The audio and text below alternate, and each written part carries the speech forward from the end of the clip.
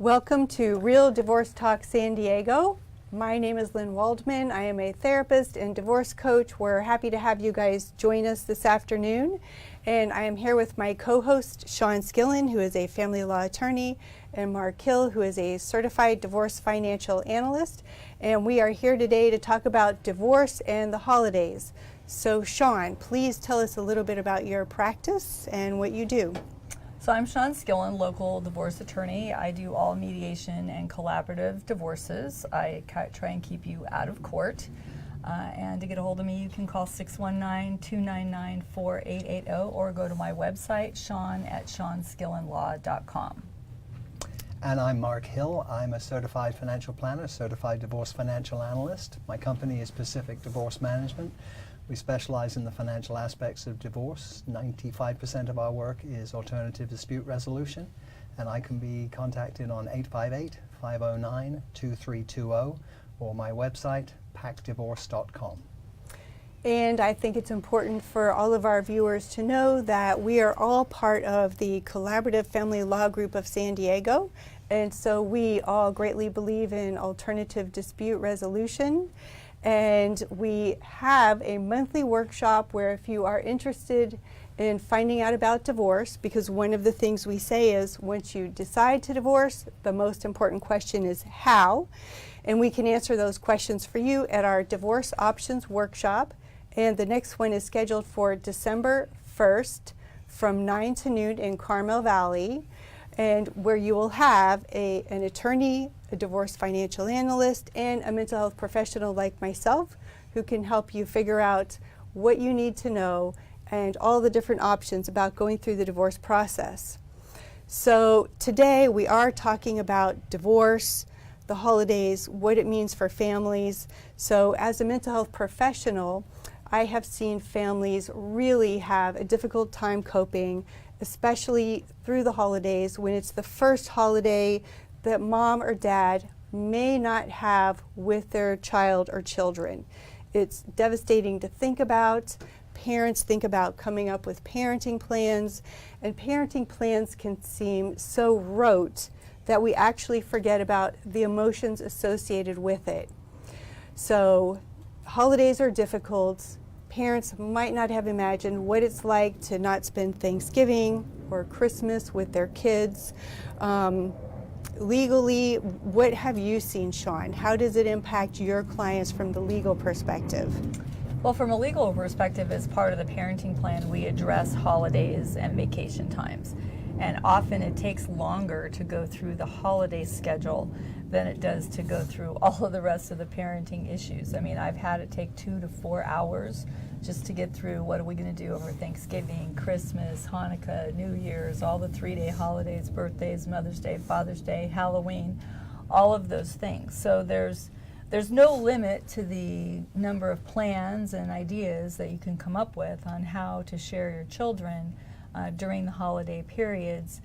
So, you know, it can take a little thought on how you best want to do that, and you kind of have to think long term, not what do you just want to do this holiday season, but what's going to work going forward. So it's evolving. It's always evolving. The holiday schedule or any part of the parenting plan could really be evolving. It can be, and I mean, I encourage people to do a very detailed parenting plan, including very detailed holiday schedules. That makes it clear whose turn is when, and you know, what is Christmas defined as? Does that include Christmas Eve? Does that include the whole week of Christmas break? Is it just Christmas Day from 9 a.m. to 9 p.m.? So the expectations are clear, which helps eliminate some arguing. And you know, that doesn't mean that you still can't be flexible if something comes up in one given year. I've also seen where families in the first holiday season following the divorce may make some special arrangements and spend those holidays together still as a family before they go off and kind of start doing separate holiday schedules. So you can give some thought to all of that. I always ask people to also consider what have been your family traditions. Have you always spent Christmas Eve with, you know, Dad's family and Christmas Day with Mom's family? Are those traditions that you want to continue? Are those traditions that are feasible to continue? Or do you want to start a new tradition of your own? So there could really be a silver lining here where maybe mom or dad is going to be thinking about a new tradition or a new way to spend the holiday with their kids that they might not have thought of before. And I think it's important to remember that holidays kind of transform as life goes along anyway. I mean, when your kids are really little, assuming you celebrate Christmas, you know, Santa was a big thing, so where you wake up on Christmas morning is a big thing. As our kids get older and that's not as important, then sometimes families, even intact families, transition Christmas from the traditional go to bed on Christmas Eve, wake up, have Christmas up around the tree, to taking a trip together as a family. So holidays always transition, and you know, my kids are grown now and they're out of the house. They have girlfriends, so we don't always see them on all the holidays either. They may be with the girlfriend's family. So all of these things kind of transform over time. So don't be too concerned that, you know, there's not going to be holiday time with your kids and that, you know, this is never going to be the same again. It's going to be different.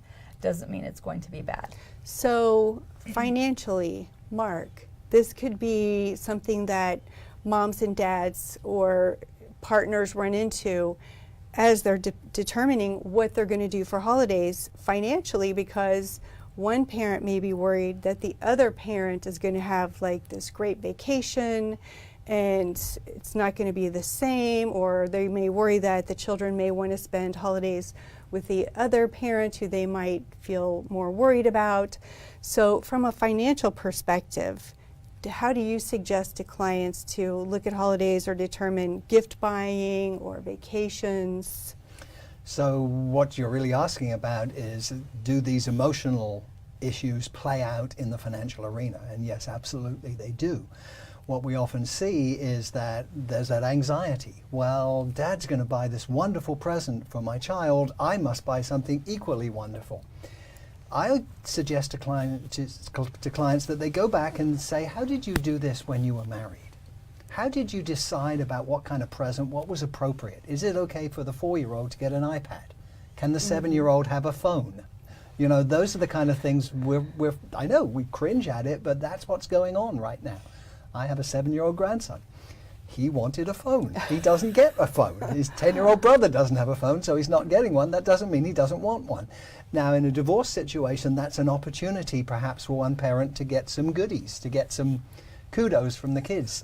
And I always suggest to the parents that just as they did when they were married, they should work together around these issues and get agreement. Because otherwise what happens is, you give the kid the iPhone, and Dad says, no, he shouldn't have an iPhone, and he's not using it at my house. And then you've created a whole issue around something. But it is, again, mostly these emotional things that play out. Mm-hmm. Another thing I've seen around money is Mom's family always went back to Europe for Christmas with the family every other year. There's expenses involved in that. There's travel expenses. Have you addressed that during the divorce settlement? Is that something that can be anticipated going forward? The more you can address things during the divorce process as you're working out the details, the less likely these emotional things will play out in the financial arena. So really what you're saying is parents need to know what their values are, what values they want to raise their children with, and not all of a sudden change because it's a holiday and they might have the means to buy the phone or do something different. Take a trip. Right, yeah. Take a trip. And so remember what values you want to raise your children with, how you want them to live their lives, what matters. And it's not so much outdoing one or the other, but it is about creating memories and traditions that are going to be meaningful, not just about, oh, I got an iPhone over Christmas. And parents need to realize that children are smart and they will manipulate you. And so if they see an opportunity to get that thin end of the wedge in and to actually exploit that, they will do so. So the more you can create a united front, even as a post-divorce parent, the better off you will be, the easier it will be when they turn into teenagers. Yes, and that is something I talk to parents about, still having that united front. How are you going to co-parent? Right. Even if you're not together anymore, but we like to think of the co-parenting relationship now as a business relationship. And what is that going to look like going forward? How are they going to make decisions? And the holidays are just one big, huge opportunity to show the kids we're still the parental unit. We're going to be business partners. We're going to be making decisions together. And you're not going to be able to split us, or, like you said, that thin edge of the wedge where the kids are going to be able to take advantage of the situation. Not that anyone's children out there would do that. So, yeah, it's a complicated situation. It's a difficult time of year, and we want it to be as smooth as possible.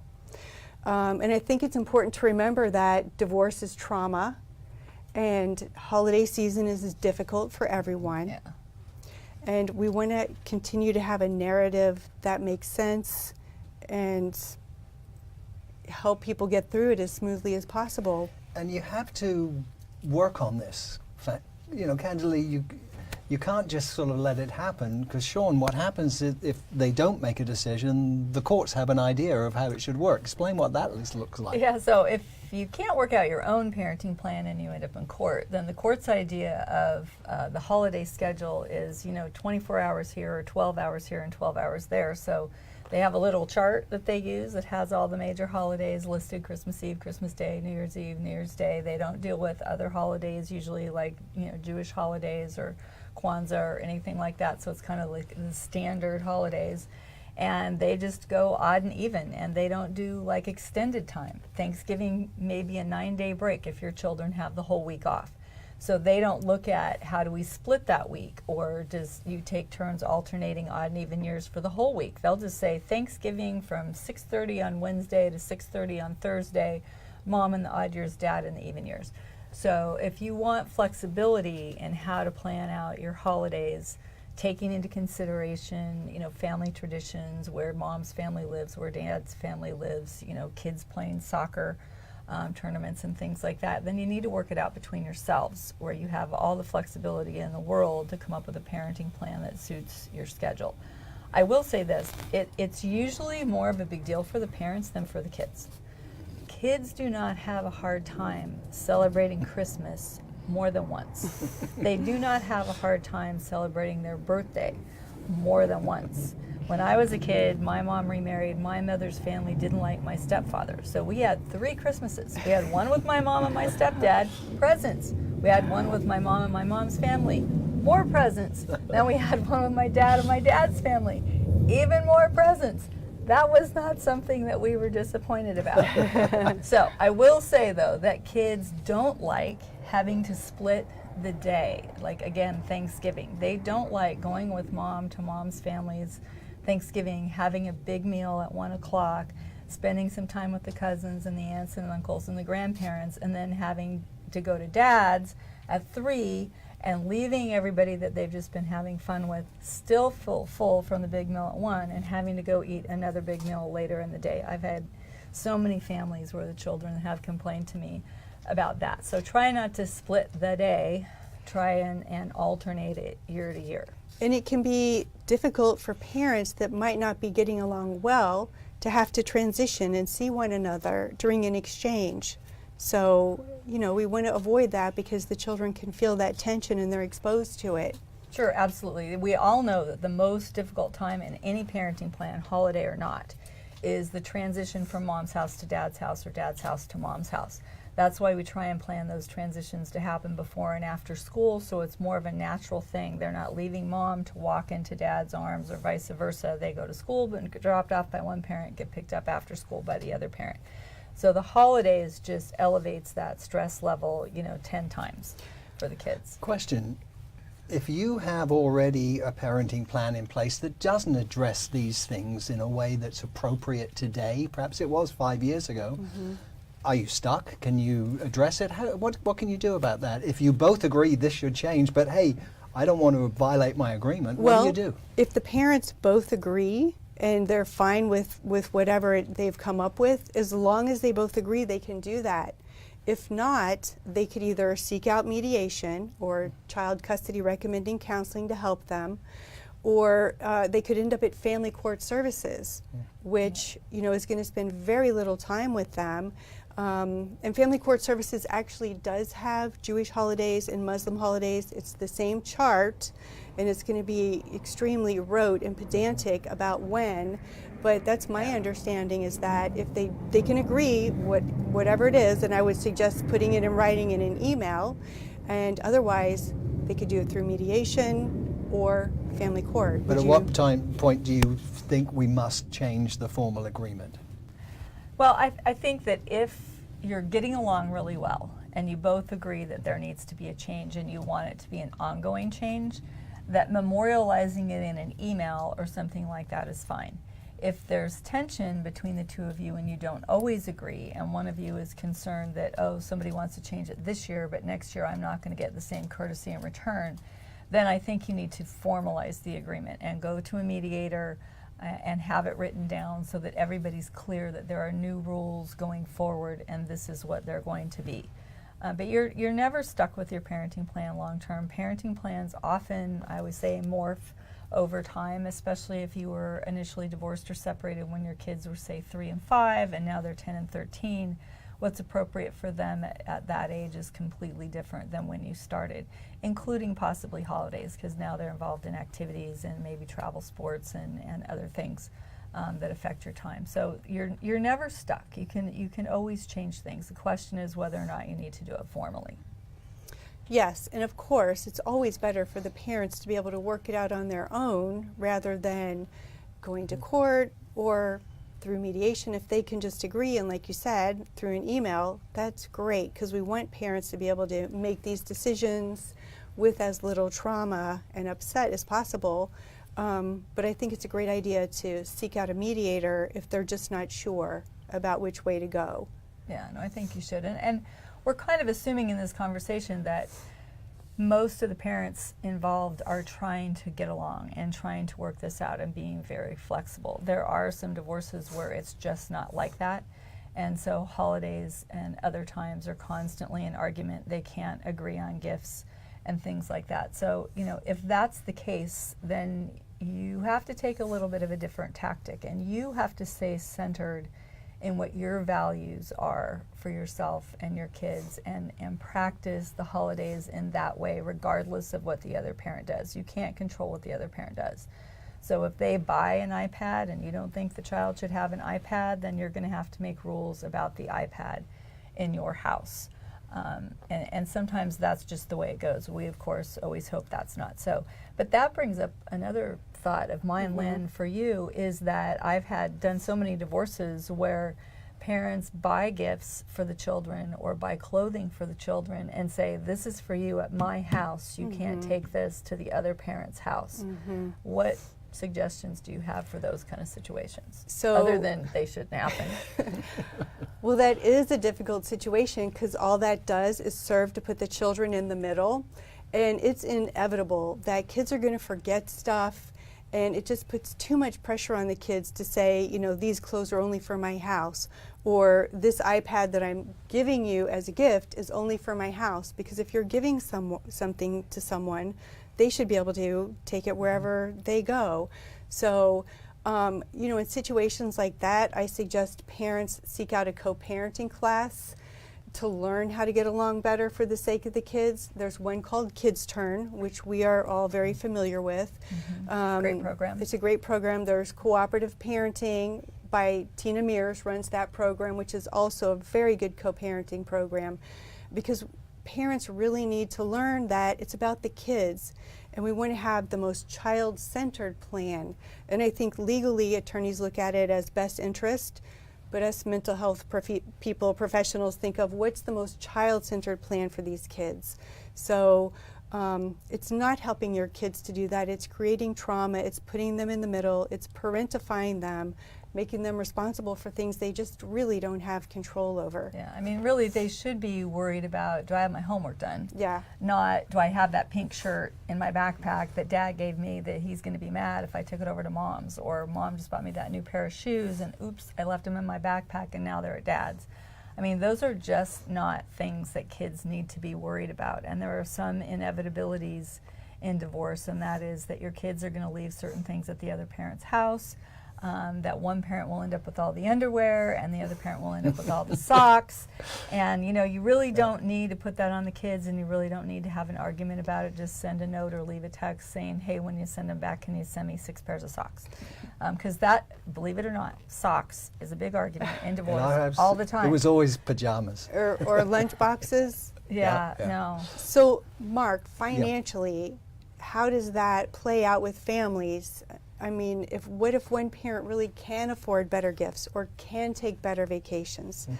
How does that play out? You can't change that reality. Yeah. It is what it is. I had a case where a couple divorced, and about 2 years later, wife had remarried a very wealthy man, and suddenly it's a very different lifestyle moving from one house to the other. And in fact, they both came to see me to kind of talk through the money issues involved, because we had to, it certainly was a change of circumstances. And so I think it's back to what you said, Lynn, which is basically you've got to talk about this stuff. It doesn't benefit the child to see one parent growing up in a mansion while the other's living in a basement, you know, in El Cajon, or don't want to insult El Cajon, but somewhere perhaps El Centro. That does not help the children to see that disparity. So you can't change the financial reality, but you can soften the blow.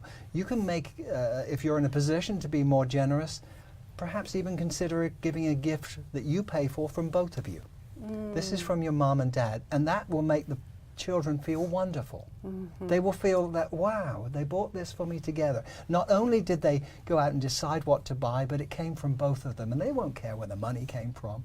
But that can be a very powerful signal. And that's really kind and generous, and I think that speaks to the value of that parent that would feel that way. Yeah. That it's not just about the money, it's not just what I can do financially for my child, but it's about both parents are important, both parents matter, and that the child is both of these people. Right. Yeah.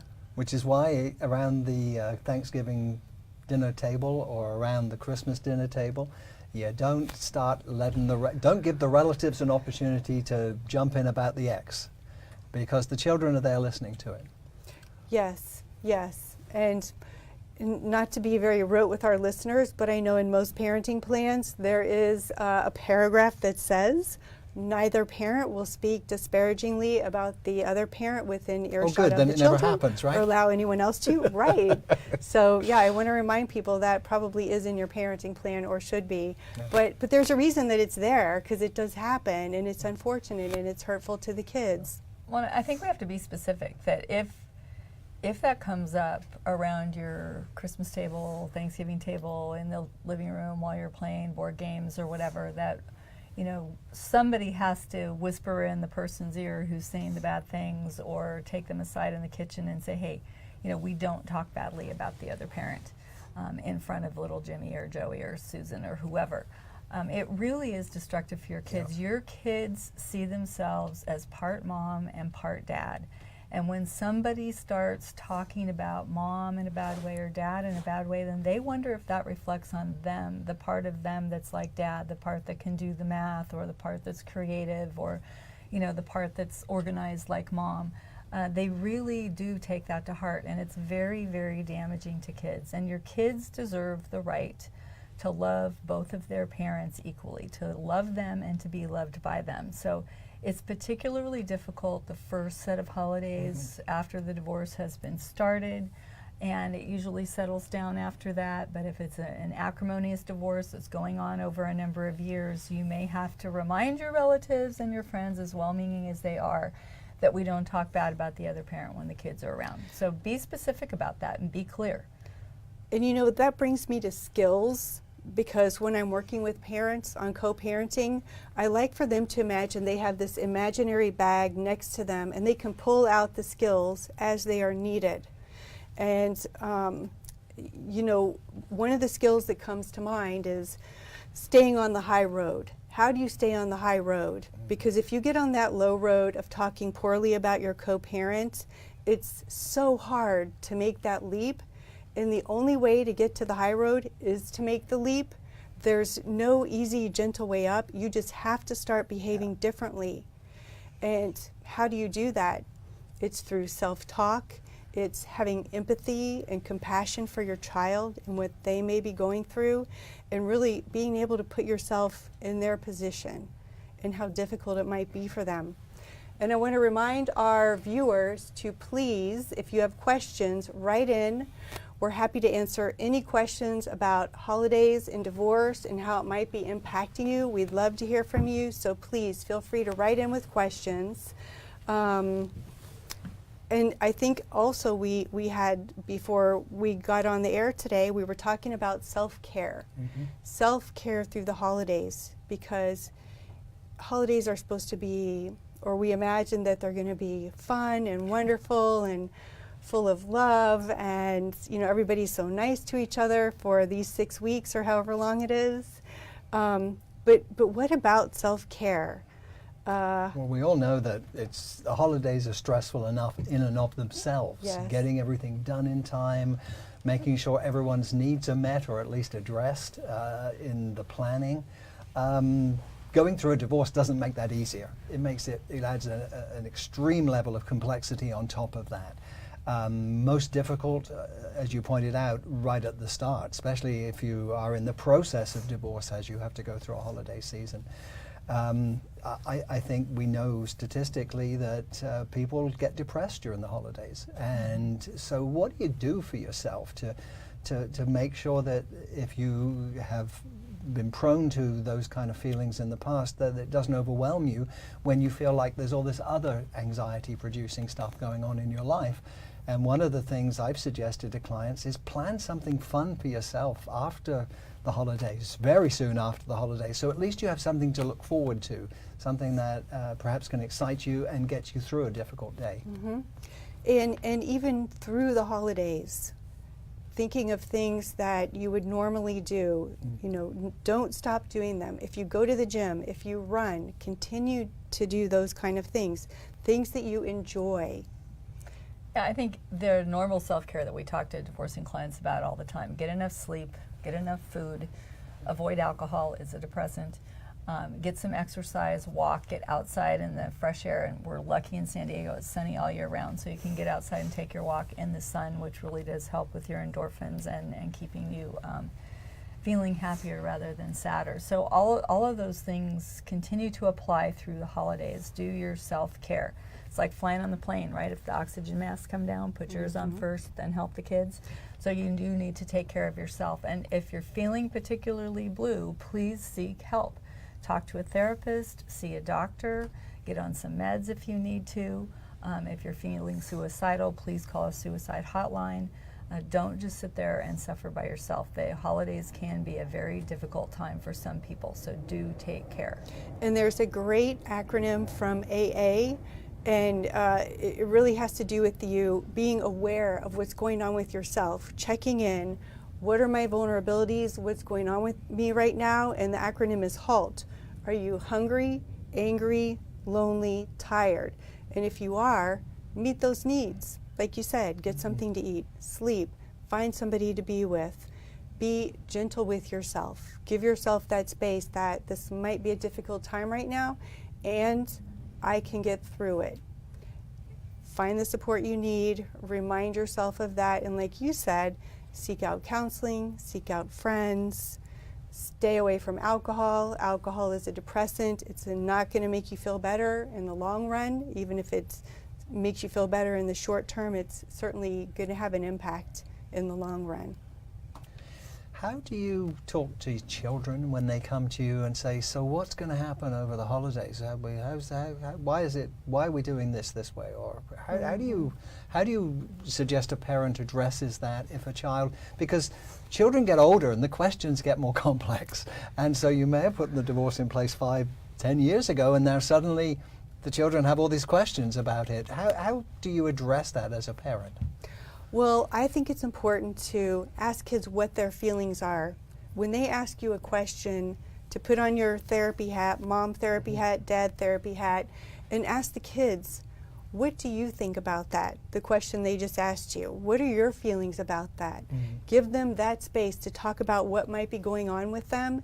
And even if it's difficult for you to hear, not judging it, not trying to make it better or to fix it. and trying to keep it as child-centered as possible. And sometimes little kids might not have the words for how they feel, so I suggest parents get like an emoji chart so you can help point out, you know, I'm happy, I'm sad, I'm frustrated, or I'm confused. And we can have more than one feeling at once. We can be excited about Christmas and still a little bit anxious, or excited about Thanksgiving but still nervous because we don't know what's going to happen. So just giving them that space to talk about what might be going on and to give them information as you have it. And if you don't know something, I think it's okay to say, I don't know, or Mom and I haven't worked it out yet, or Dad and I haven't worked it out yet. And you don't need to worry about this right now. As soon as we know, we'll tell you. So follow-up question. Yes. At what age do you start taking input from children about what they want to do at Christmas and New Year's? Well, I understand the that is a legal good part of question. it, but again, it's something that when you're not parenting together, it can come up. And again, we want to be that united front, Yes. but how do you address something like that? So my concern is that the children could be aligned with one parent or the other. So that's why I think it's important for Mom and Dad to be able to have these conversations either in person, over email, through our Talking Parents or Family Wizard, whatever works for them. It is important to consider what the children want, and at the same time, Mom and Dad still need to be kind of the primary decision makers. That's in the best case scenario. When parents just don't get along, it's just super difficult, and there's just no easy answer. It is. I will say from a legal perspective, I always tell my clients, you can always take input from the kids. Just be clear that the kids don't have decision-making power. If you give kids decision-making power where they're 2 years old, 5 years old, 10 years old, then by the time they're 16 years old, they're going to be running your household. And they're going to tell you, if you take away the keys to my car, I'm just going to go live at Dad's. Or if you take away my phone, I'm just going to go back to Mom's. So you give them power that they really don't want. Number one, they end up complaining that you didn't end up being a good parent, because all that power really frightens them. So they can always have input. They don't get decision-making power. From a legal perspective, once they're 14, they have the right to be heard by the court. That means they get to be heard in one way or the other. Either they get to talk to the judge, they get to talk to a family court services counselor, they get their own attorney who can give information about what they think and about what they want to the judge. That doesn't mean they get their way. So even when they meet the legal age requirements for input, it is input. It is not decision-making power. So just remember that, or you're going to have the inmates running the asylum. Yes. So when they're 14, it's really their preference. And Can weigh heavier it's with what the they court. would like, Yes. and then the court's interested in why is that. I had a little girl tell me she wanted to go live with her dad one time, and I asked, she was about 8, and I said, oh, well, why is that? And she said, because he lets us have ice cream and popcorn for dinner. So that would not be a good reason that the court would say, Would have worked Dad for me gets at 8. custody. So, you know, there's all kinds of things. But we do know that children really want to have relationships with both of their parents, and they want to be allowed to have good relationships with both of their parents. If you're always saying something bad or nasty, or, you know, rolling your eyes or shrugging your shoulders about Mom or Dad, they're going to learn really quickly that you don't want to hear anything good about the other parent. So they're going to quit sharing anything good with you about the other parent, and all you're going to hear is the bad stuff. So you're going to think that they're not having any fun, and that they're stressed, and that they're uncomfortable with the other parent, when in reality that's not the case. They just know that you don't want to hear the good stuff, so they quit telling you. And you really don't want to do that. You want to be your children's first person that they come to should be you or their dad, about what's going on with them. And with little kids, that's certainly the case. Just naturally, their best friends are Mom and Dad. As they get older, you don't want to destroy that. You always want to keep the lines of communication open. So if there is something that's going on with them, they feel comfortable being with you. So work really hard at trying to do that. Yeah, because if you don't do that, then what happens is you end up creating an invalidating environment for your children, where they think their thoughts and feelings are not important or don't matter or aren't heard accurately. And that's when, as adults, I get to see them as my clients because they've been so invalidated, and then they haven't had the opportunity to develop who they are, what their identity is, what matters to them. And this is kind of all the stuff we're talking about today is, how do you want to live your life? How do you want to define yourself? What values matter to you? What story do you want your children to tell about their parents' divorce? Exactly. Yep. Yeah. And about who they have been throughout all those years growing up. Right. Yes, yeah. So I want to remind all of our viewers that we do have our Divorce Options Workshop. It is the first Saturday of the month from 9 to noon, and our next one is on December 1st in Carmel Valley. And our next Facebook show is December 4th. And what would you guys like to add about our Divorce Options Workshop, if anything?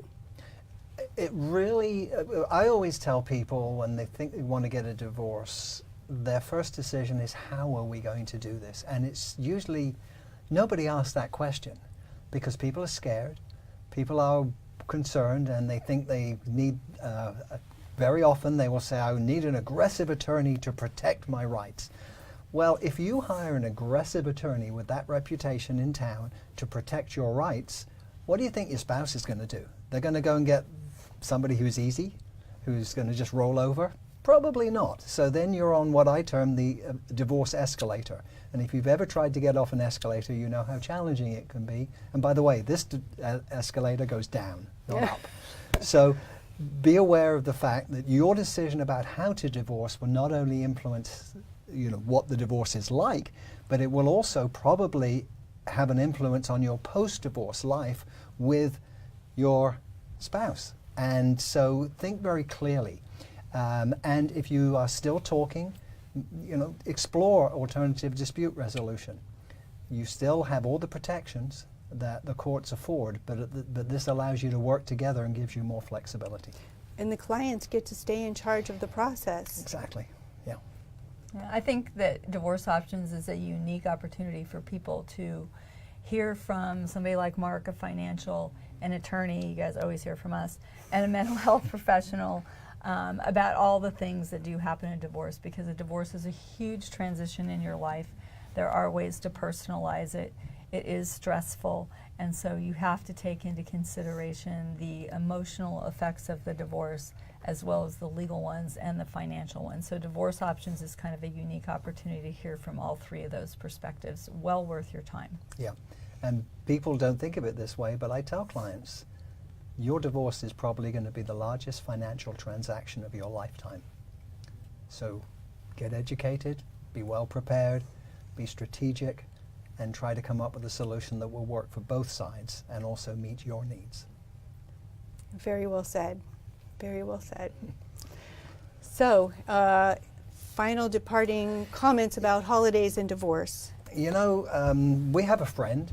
His name is Hal. And Hal actually has some very important advice that we want you to hear. So we're going to get a close-up on Hal, because this is how you handle the holidays. Get Hal to talk. Calm down now. Don't stress. Take it easy. So that was calm down now, don't stress, take it easy. Take it easy. From Hal. Take a deep breath. And Hal, Yes. wise words. Wise words. Easier said than done. So Yeah. if you feel like you need some extra support for that, we are here for you. Please feel free to call us. Lynn Waldman, my number is 619-865-3203. Shawn Skillin, 619-299-4880. Mark Hill, 858-509-230. Have a great 2320. Have a great Thanksgiving, everyone, and we will see you in December.